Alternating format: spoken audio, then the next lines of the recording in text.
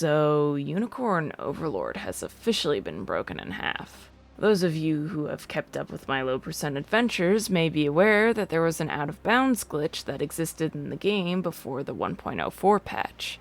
Now, I'd said in the past that I couldn't test that glitch due to owning a digital copy of the game. However, things have since changed. With a physical copy now in hand, I'm capable of downpatching the game to version 1.0. This has led to quite a few discoveries on my part. The first one is that this out-of-bounds glitch is extremely easy to do.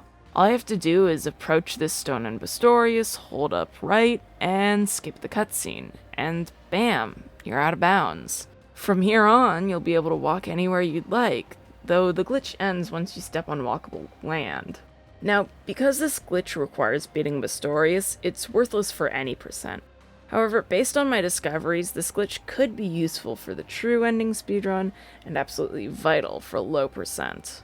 For, you see, story maps aren't actually sequentially unlocked. Their triggers are always on, and can thus be accessed by walking out of bounds. This means I can access the Holy March without doing anything else in Albion. Not to mention, I can complete the Witch's Word without ever helping Yana or saving Altalinda. This also means that the sanctuaries are accessible, so long as you obtain the Ring of the Maiden, choose a maiden, and beat the Holy March to get to the sanctuary quest from Sonadio. Through the use of Out of Bounds, I can confidently say the entirety of Drakkenhold is completely optional. Aside from stuff that's useful on the speedrunning scene, there's also some fun little quirks that come with this glitch. Some are specific to using Out of Bounds, and others are related to the fact that I'm playing on a version 1.0. To start with some out-of-bounds quirks, it's actually possible to recruit Virginia out of order.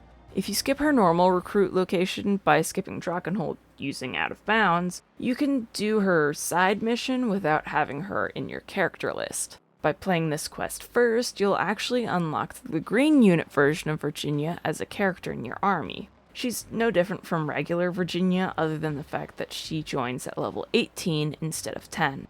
This sort of ordering shenanigans can also be used to permanently abduct Baron Garia from your army. I've yet to fully test this, but it should theoretically be possible to lose access to Baron Garia permanently by completing both Heir to the Dragonlance and General in Black before completing another prince. Should you remove any chance for the game to give you Baron Garia, then she should be permanently abducted at the end of another prince. As for differences in 1.0, there are a few pretty obvious ones. It's unlikely that people have run into many of these, as most were changed with the launch day patch. The first version difference I'd like to bring up is that various maps are slightly different. There are some notable changes in triggers that I've come across, though they aren't really notable enough to spend too much time going over here. More notable are the changes to the 3 maps just before Grand Corinne. First is Soirée Calme, where there is now a catapult. In Portole, there are 2 evil ballista instead of the funny bishop in their watchtower. And in Plum Parfum, those annoying watchtowers used to be even more annoying ballista, along with there being a second watchtower near the boss. It sucks. Up next are Valor skill costs. Now, there are likely more skill cost changes than those I noticed, but the 2 most notable ones I came across were Wild Rush and Cleansing.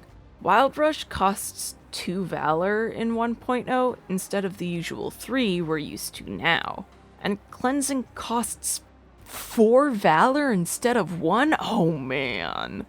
The last thing I want to note is that Joseph just gives you Hallowed Cornash when you enter the final battle for the true ending before telling you Elaine is required to win, even if Elaine is currently alive.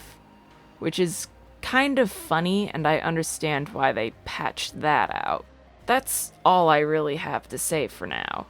Yeah, it's a short video, but this is just a quick update on what I've learned about the Out of Bounds glitch and how version 1.0 works.